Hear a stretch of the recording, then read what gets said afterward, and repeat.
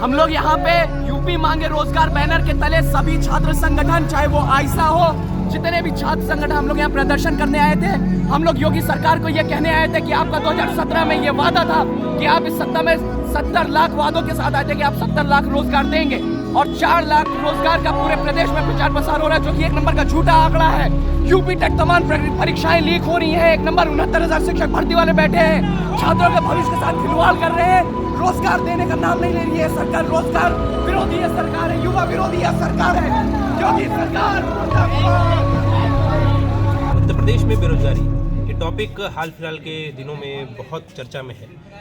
हम अभी जहाँ बैठे हैं ये एक ऐसे ही बेरोजगारों का, जैसे आप देख पा रहे होंगे कि अलग अलग जिलों से जो उत्तर प्रदेश के बेरोजगार हैं वो यहाँ जुटे हैं, और करीब करीब 5 महीनों से ज़्यादा का वक्त हो गया है यहाँ पे ये बैठे हुए हैं। जब हम ऐसे प्रदर्शन की बात करते हैं तो क्योंकि अभी चुनाव आ रहे हैं तो ऐसे प्रदर्शन हमें बहुत ज़्यादा देखने को मिलते हैं। एक वीडियो भी आपने देखा होगा कि कुछ बेरोजगारों पर लाठियाँ चल रही थी यहीं लखनऊ में।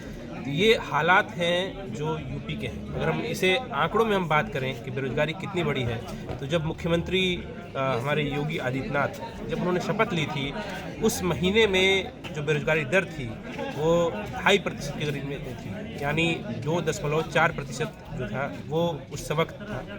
अगर हम अभी की बात करें, यानी नवंबर 2021 की हम बात करें, पिछले महीने की बात करें, तो जो आंकड़ा है वो 4.8% का है।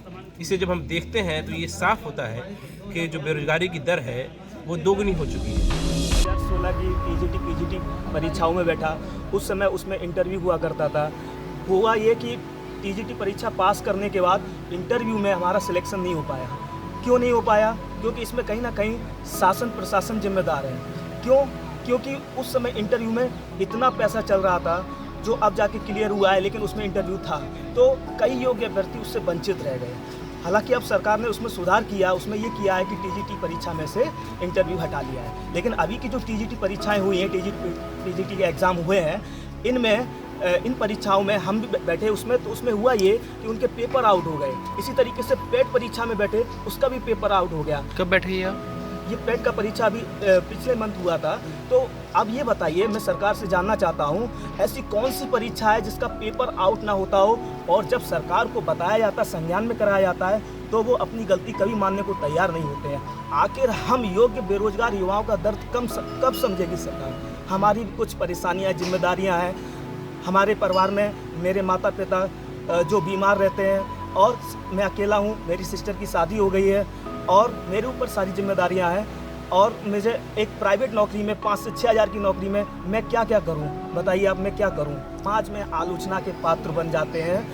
वो नहीं समझते हैं कि इन्होंने कितनी मेहनत, कितना परिश्रम किया है, क्योंकि आपको तो पता है कि समाज की एक विचारधारा बन चुकी है, जब तक आपके पास नौकरी नहीं है, आप कितनी भी डिग्री लिए हो, आपका कोई समाज में अस्तित्व नहीं है। मैं एक प्राइवेट स्कूल में पढ़ाता हूँ, मुश्किल से वो कभी 6,000 रुपये देते हैं, तो कभी कुछ थोड़ा बहुत बढ़ा देते हैं। इस 6,000 में सबसे पहले हम जो बेसिक नीड्स हैं, जैसे घर में अपना खाना पीना, राशन, सबसे पहले हम वो मैनेज करते हैं, और उसके बाद बीमारी के लिए कुछ पैसा निकाल लेते हैं, ठीक है। और उसके पास जो बचा होता है वो अपनी शिक्षा पर, और अगर महीने का कुछ बचता है तो उसको बचा पाते हैं, नहीं तो मेरा उसमें मंथली सेविंग नहीं हो पाता है। बस केवल दैनिक जीवन की जो ज़रूरत की चीज़ें हैं वो भी मुश्किल पूरी हो पाती हैं, और उसके लिए भी तो कभी कभी हमें क्या करना पड़ता है कि एक मंथ का हमें दूसरे मंथ में जोड़ना पड़ता है, एक बजट बनाना पड़ता है, ताकि हमारा अगले महीने का कहीं पैसा इसमें खर्च ना हो जाए।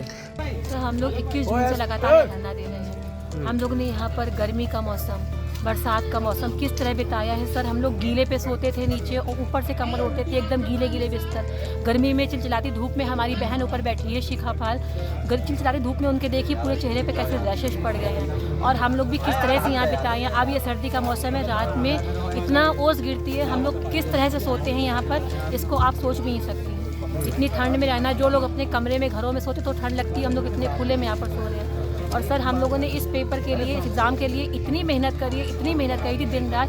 अभी हमारे हस्बैंड, सर 6 महीने पहले हमारे हस्बैंड की डेथ हो चुकी है अभी कोविड में, और उन्होंने भी इतना हमारा सब सपोर्ट किया। उनका एक सपना था कि हाँ हमको ये नौकरी मिले, और सर इतनी मेहनत करी थी, सुबह से शाम दिन रात हम लोग करे, इतने अच्छे नंबर लेकर आए। ये हुआ कि हाँ चलो सरकार का कट ऑफ नहीं लगा है, आप लगाएंगे। जब कट ऑफ उनका आया कि 60-65% कट ऑफ है 1997, हम लोग 105, 110, 115 नंबर लेकर आए और उसके बाद लेकिन इनकी गलत नीतियों के कारण हम लोग को जॉब नहीं मिल पाई। हम लोग बाहर हो गए, हमें धरना दे रहे हैं और जो 3 नंबर इन्होंने एक्स्ट्रा बांटे उस वजह से जो बच्चे फेल थे, जिनकी उम्मीद नहीं थी कि उनको जॉब मिलेगी, वो जॉब कर रहे हैं। और जो हम लोग कन्फर्म थे कि हम लोग तो भाई 110, 115, 120 नंबर लिए, हम लोग को जॉब मिलनी है, वो नहीं मिली। ये है सरकार जो कहते हैं, वादा बहुत करते हैं, बताते बहुत हैं, हमने ये रोजगार दिया, वो रोजगार दिया, बट अगर देखा जाए तो इतनी बड़ी है बेरोजगारी। कुछ मतलब जो युवा है वो पढ़ लिख के बेकार है, पढ़ने लिखने के बाद भी कहीं जॉब नहीं किसी के पास नहीं है। हम वहाँ से, हम ऐसी फैमिली से हैं कि मतलब हम अपने बच्चों को कभी छोड़ते नहीं थे हम अपने बच्चों के संग वैसा, लेकिन आज ये सरकार की वजह से हम आज उस परिस्थिति में आ गए हैं कि अपने बच्चों को हम अकेला मैं छोड़ के यहाँ रह रही हूँ। मेरे पति पूरा घर हमारा चलता था, उनकी अपने अच्छी खासी हमारी इनकम थी, अब हमारी सब बंद हो चुकी है। कुछ भी हमारे पास अब इनकम, इस समय कुछ भी साधन हमारे पास नहीं है इनकम का। मैं कैसे कर रही हूँ वह बस मैं जानती हूँ। जो कुछ हमने थोड़ा बहुत बचा के रखा था उसे चला, लेकिन अब आगे फ्यूचर में क्या होगा, इन फ्यूचर कुछ नहीं पता है। मेहनत करी थी, हमारा हक है, हमें जॉब मिलना चाहिए, इसलिए हम धरना दे रहे हैं कि हमारी जो हमने मेहनत करी है वो सफल हो और अपने कम से कम अपने बच्चों को हम पाल सके, अपने बच्चों को अच्छा भविष्य दे सके। आज जो हम कर रहे हैं कल उन्हें ना करना पड़े। ये एग्ज़ाम मैंने बड़ी ही उम्मीदों के साथ दिया था और मेरी अंतिम उम्र आ गई है, 41 साल की उम्र हो गई है। सोचा था शायद इस एग्ज़ाम को पास करके मैं अपने घर परिवार, माँ बाप, भाई बहन और बीवी बच्चों का भरण पोषण कर सकूं, लेकिन ये एग्ज़ाम देने के बाद पता नहीं इतने 4 साल, 4.5 साल इतनी प्रताड़ना झेलनी पड़ेगी कि कुछ किस्मत की भी खामियां रहीं, कुछ वक्त की भी खामियां रहीं और कुछ सरकार की भी खामियां रहीं, जो मैं रोज़गार देने में इतना विलम्ब कर रही है। और 4.5 साल से सर ऐसी घर की स्थिति है कि एक टाइम खाना खा लिया तो दूसरी शाम को बनाना बहुत मुश्किल हो जाता है।